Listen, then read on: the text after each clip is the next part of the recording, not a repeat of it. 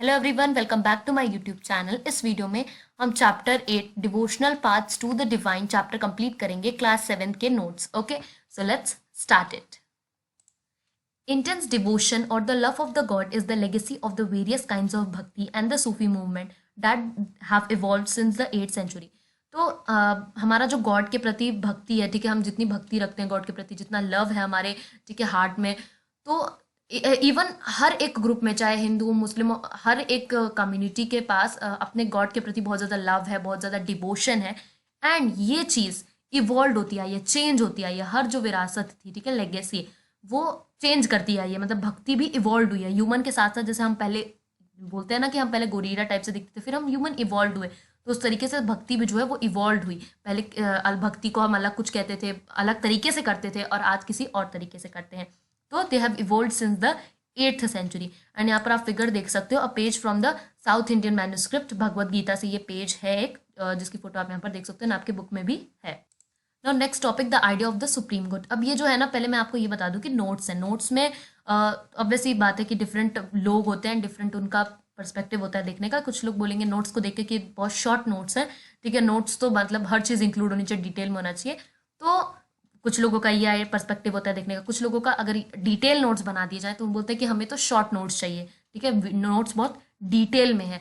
तो इस वजह से हमने जो वही चीज़ें उठाते हैं नोट्स में जो बहुत ही ज़्यादा इंपॉर्टेंट होती है। ओके, चैप्टर तो आपको पढ़ना ही है, ये नोट्स इसलिए हेल्पफुल होते हैं ताकि आप चैप्टर को गो थ्रू कर सकें अपने एग्जाम टाइम पे। एंड इस नोट्स के हेल्प से आप खुद से नोट्स जो बना रहे हो उसमें थोड़ी हेल्प मिलेगी कैसे नोट्स बनाते हैं। ओके, अब हम बढ़ते हैं the idea of the supreme God की तरफ। ठीक है, यहाँ पर आपको ब्रॉन्ज इमेज दिख रही है मनी का सागर की, ठीक है, जो भी प्रोनाउंसिएशन होगी इसकी। तो अब चलते हैं इसके पॉइंट्स की तरफ। Before large kingdoms emerge, different groups of the people worship their own gods and the goddess. ठीक है, ऑब्वियसली बात है, लार्ज किंगडम्स एमर्ज होने से पहले जो डिफरेंट ग्रुप्स होते थे पीपल के, वो अपने अपने गॉड, अपने अपने भगवान को पूजते थे। As peoples were brought together, अब ऑब्वियसली बात है, नए नए टाउन्स बनने लगे, नए नए एम्पायर्स आने लगे, नए नए किंगडम्स होने लग गई, तो नए लोगों और डिफरेंट डिफरेंट तरीके से लोग माइग्रेट होने लग गए, तो लोगों के आइडियाज़ भी माइग्रेट होंगे। तो ऐसे ही एक सुप्रीम गॉड का आइडिया आता है, वो भी हम पढ़ेंगे। The idea that all the human beings are not equal at the birth gained ground during this period. ये भी आइडिया एक आता है कि भाई जो ह्यूमन बींग्स होते हैं ये सब, हम सब इक्वल नहीं होते, मतलब बर्थ से। सो ये पॉइंट है, ठीक है, ये मानते थे कि जन्म से ही जो हमारे राइट्स हैं वो लॉ के थ्रू होते हैं, एमर्ज होते हैं, ठीक है, एंड ये सारी चीज़ें। अब नेक्स्ट पॉइंट है the idea of the supreme God who could deliver humans from the bondage through the devotions of the भक्ति एमर्ज्ड। अब यहाँ पे क्या होता था कि कुछ लोग सुप्रीम गॉड का आइडिया बताते थे कि भाई हम भगवान से बातें करते हैं, ठीक है, ये सारी चीज़ें, ये सब चीज़ें जो लोग ऐसे बोलते थे कि हम भगवान से बात करते हैं, ठीक है, सुप्रीम गॉड है एक, तो ह्यूमंस के अंदर इस चीज़ का, भक्ति का एमर्ज हुआ, ठीक है, इस तरीके से लोगों के अंदर भक्ति आई। ओके, फिर उसके बाद जो गॉड्स एंड गॉडेस हैं वो वर्शिप करने लगे डिफरेंट डिफरेंट एरियाज में। डिफरेंट डिफरेंट लोगों ने डिफरेंट डिफरेंट गॉड्स बना के जो है भक्ति का डिफरेंट डिफरेंट आइडिया से उनको पूजने लगे। ओके, अब आप समझ रहोगे, ठीक है, जैसे शिवा, विष्णु, दुर्गा, कोई दुर्गा की पूजने लगा, कोई विष्णु को, शिवा को, ठीक है, ये सब चीज़ें यही बताया गया the idea of the supreme God में। A new kind of the bhakti and the South India. South India में एक नए काइंड, मतलब नए तरीके की जो है भक्ति एमर्ज हुई, Nayanars and Alvars. First point है यहाँ पर, the 7th to 9th century saw the emergence of the new religious movement led by the Nayanars, saint devoted to the Shiva, and Alvars, saint devoted to the Vishnu. अब यहाँ पर 7th to 9th century के बीच में एक obviously बात है नया religious movement emerge हुआ लोगों के प्रति साउथ में। ओके, जो नयनार्स थे ये शिवा के प्रति अपना जो है लव दिखाते थे, भक्ति करते थे, एंड जो अलवर्स थे ये विष्णु के प्रति। Next, they were sharply critical to the Buddhists and Jains and preached ardent love of the Shivas or the Vishnus as the path to the salvation. ये लोग भी शिवा और विष्णु के प्रति अपना स्ट्रॉन्ग लव दिखाते थे, ये सोचते थे यही अब मोक्ष का रास्ता है, ठीक है, अब इसी रास्ते पर चल के हमें सब कुछ पाना है, यही अच्छा रास्ता है, मोक्ष का रास्ता है। The Nayanars and the Alvars went from place to place composing equestric poems of the praise of the deities enshrined in the village they visited and set them to the music. ये लोग क्या करते थे, place to place जाते थे, poems compose करते थे, ऐसे ही भगवान की भक्ति पोएम्स जो है लोगों को सुनाते थे, एंड फिर उसको म्यूजिक में, जैसे भजन होता है ना, उस म्यूजिक में डाल देते थे। The Chola and the Pandya king built elaborate temples around many of the shrines. बहुत सारे श्राइन्स के लिए, मतलब मूर्तियों के लिए बहुत सारे मंदिर बना दिए। ओके, सो ये चीज थी कि कैसे एक नई kind of bhakti south India में डेवलप हुई। हैगियोग्राफी, अब हैगियोग्राफी का क्या मतलब होता है? Writing of the saints life, saints की लाइफ के बारे में लिखना, ठीक है, साधु संत के लाइफ्स के बारे में। अब हम नेक्स्ट टॉपिक में चलते हैं, फिलोसफी एंड द भक्ति। Shankara, a philosopher of the Kerala, advocate Advaita or the doctrine of the oneness of the individual soul of the supreme good, which is the ultimate reality. Shankaracharya जो थे एक philosopher थे केरला के, ये भी इसी चीज में बिलीव करते थे, idea of the supreme code. Okay, Advaita और the doctrine of the oneness, की हाँ भाई सुप्रीम कोड ही सब कुछ है। ये क्या करते थे? He consider the world around us to be the illusion और the maya and preached reunification of the world and adoption of the path of the knowledge to understand the true nature of the Brahman and the attain salvation. ये क्या करते थे? बोलते थे कि ये जो हमारा पूरी दुनिया है आसपास की, ये सब मोह माया है, कुछ भी नहीं है, हमें वर्ल्ड को त्याग देना चाहिए एंड नॉलेज का पाथ, ठीक है, भगवान ब्राह्मण का ट्रू नेचर, हमें वही रास्ता अपनाना चाहिए, नॉलेज का पाथ अपनाना चाहिए, ठीक है, मोक्ष का रास्ता अपनाना चाहिए। रामानुजा ऑफ तमिलनाडु, तमिलनाडु के जो रामानुजा थे, एडवोकेट दैट द, वो ये बोलते थे, वो इस चीज की वकालत करते थे, मानते थे कि the best means of attaining salvation was through the intense devotion of to the Vishnu. वो मानते थे कि अगर आपको मोक्ष को प्राप्त करना है तो आपको विष्णु जी में अपनी भक्ति रखनी चाहिए, उनकी पूजा करनी चाहिए। ओके, अब हम बढ़ते हैं अपने नेक्स्ट टॉपिक की तरफ, बसवन्नास वीराशैविज्म। Veerashaivism movement was initiated by the Basvannas and his companions Allamma Prabhu and the Akka Mahadevi in the Karnataka in the mid-12th century. ये जो मूवमेंट था वीराशैविज्म मूवमेंट, इसको बसवन्ना ने एंड उनके जो कंपेनियंस थे, जो उनके साथी थे, इन्होंने लेड किया था 12th सेंचुरी के मिड में।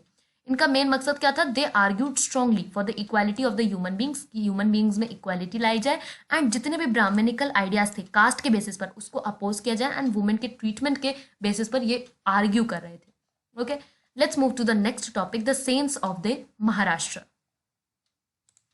जननेश्वर, नामदेव, एकनाथ, तुकाराम, सकाबुल and the family of the Chokhamela focused on the bhakti of the Vitthalla, a form of the Vishnu. Some of these belong to the lower caste. They rejected all the forms of the ritualism, outward display of the piety and the social differences based on the birth.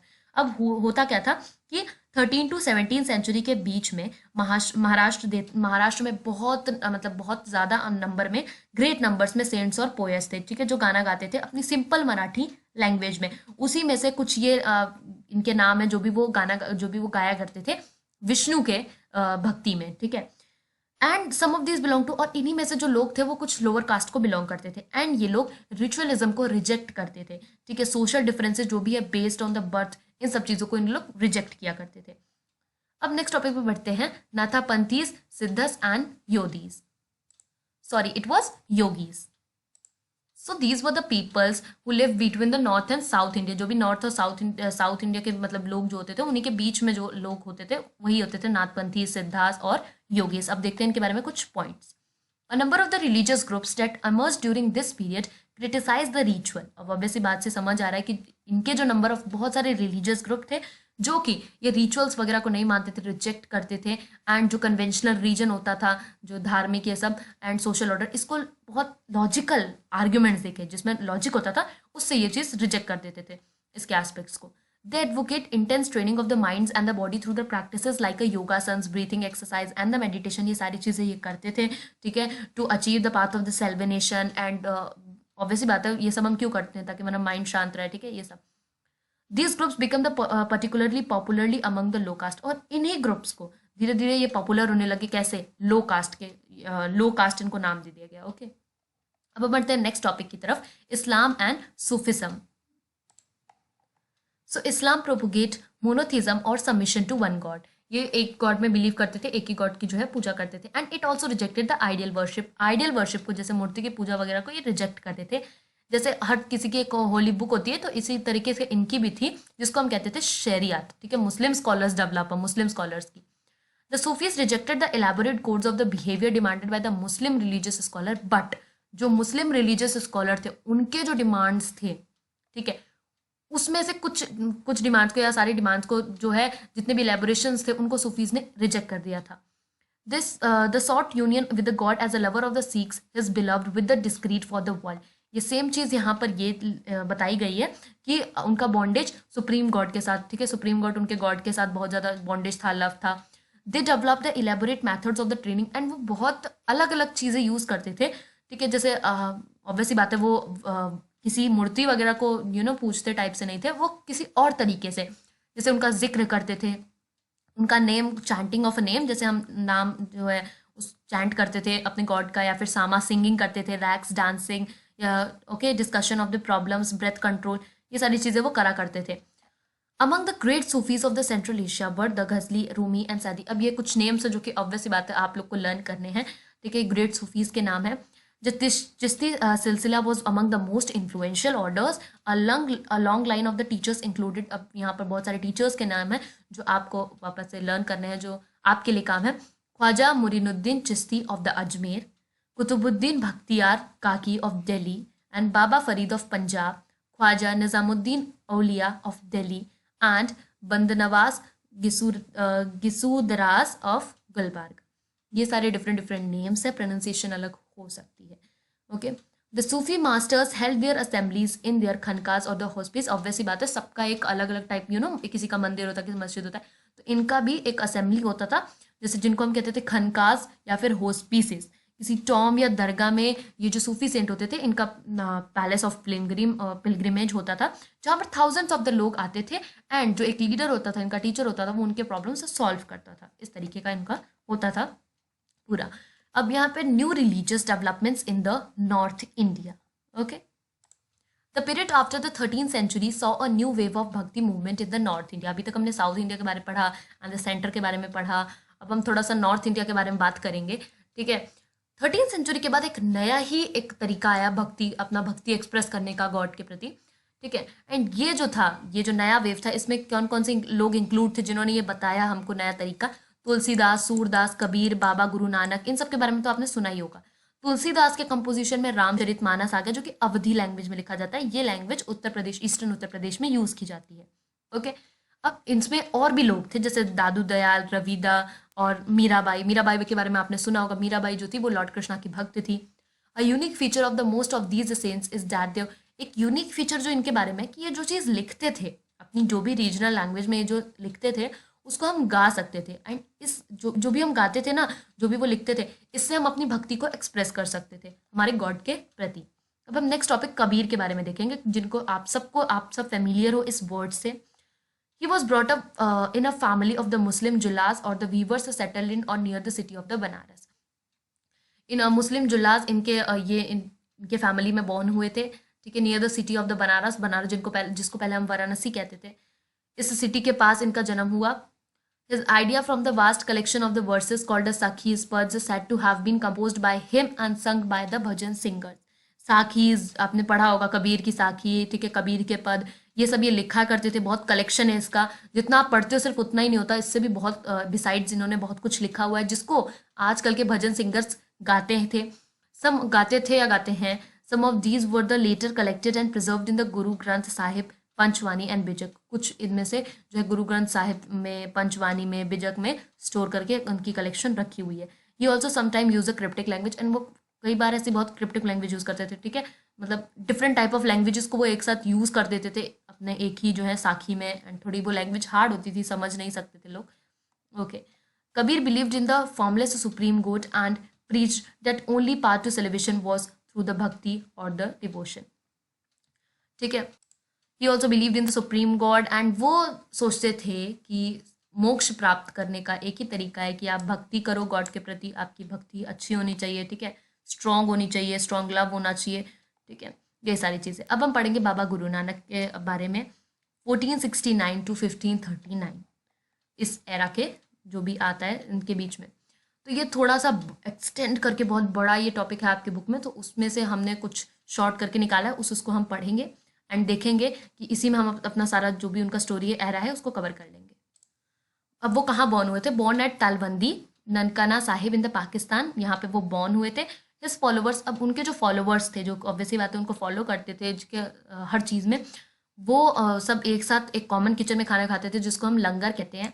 The sacred space thus created by the Baba Guru Nanak was known as a Dharmsal. उन्होंने ऐसे करके धर्मसाल नाम का, जहाँ पर एक खाली जगह सा बनाया हुआ था जिसको हम आज गुरुद्वारा कहते हैं, ठीक है।